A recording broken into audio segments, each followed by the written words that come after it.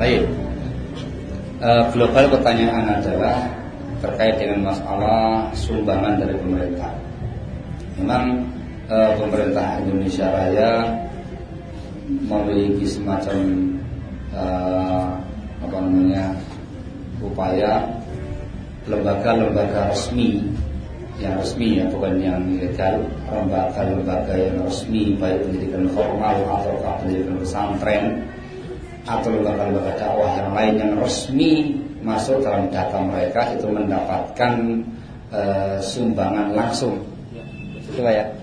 Ada sumbangan tahunan, ada sumbangan bulanan, ada intensif masing-masing ustadz dan segala macamnya. Pertanyaannya adalah kita nggak tahu dari mana pemerintah itu mendapatkan dana. Mungkin dari prostitusi, mungkin dari pajak, mungkin dari judi, mungkin dari mana segala macamnya gitu ya. Nah, terkait secara prinsip hukum Islam, barakallahu fikum, apa yang ada pada pemerintah itu dimasukkan dalam kategori baitul mal. Apa yang ada pada pemerintah itu masuk dalam kategori baitul mal, di mana rakyat itu bisa memanfaatkannya. Bukan semata-mata nunggu dikasih, minta langsung kepada pemerintah untuk urusan pribadi boleh. Dalam agama itu pengecualian dari hadis Rasul yang melarang kita untuk mengemis dan meminta-minta. Dikecualikan kalau memintanya kepada penguasa, dikarenakan yang ada pada penguasa itu termasuk baitul mal, hak rakyat untuk menggunakan. Misalkan kita kepingin nikah nih, sudah bujang lapuk, nggak punya dana untuk menikah, kan besar pernikahan Pak, biayanya Pak ya. Langsung ke Pemda, bagian sosial, Pak, saya rakyat Banjarmasin ini mau nikah nggak ada biaya, minta biaya pernikahan. Itu secara hukum syar'inya boleh. Urusan dikasih apa enggak itu kan pemerintah yang atur.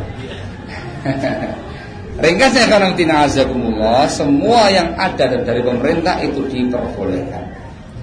Baik, sekarang bagaimana kalau seandainya diyakini dengan seyakin-yakinnya pemerintah mendapatkan hasil dan pemasukan itu dari perkara-perkara yang menyimpang?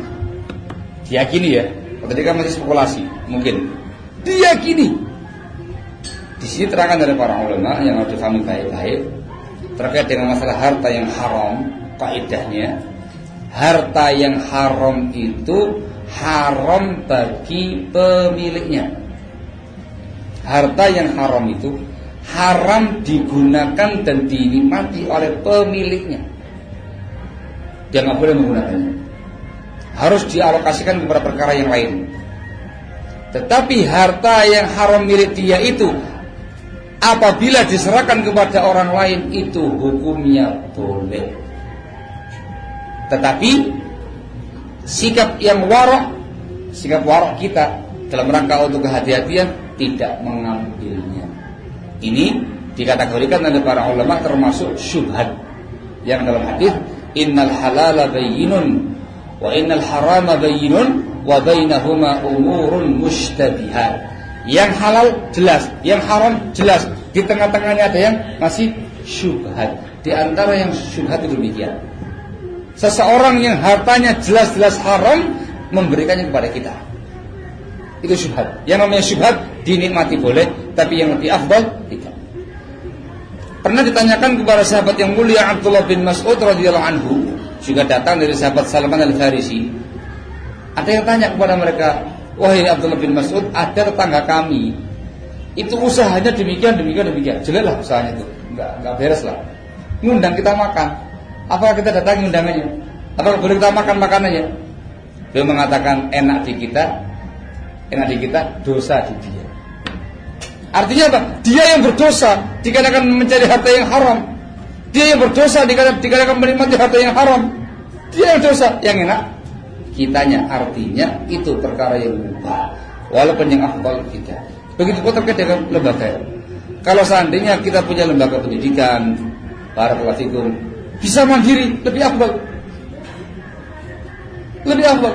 Tapi kalau seandainya ada dari pihak pemerintah yang merupakan dana resmi dari pusat turun kepada kita 5 juta, langsung ambil di Pemda, langsung diambil. Ambil aja kalau pengen ngambil. Tidak pengen ngambil, ya terserah Anda. Kan gitu. Kalau nggak ngambil ya paling untuk mereka juga. Nah, itu khulasanya, ringkasnya yang datang dari penguasa dan pemerintah itu perkara yang halal. Perkara yang halal. Barakallah. Gitu Pak ya.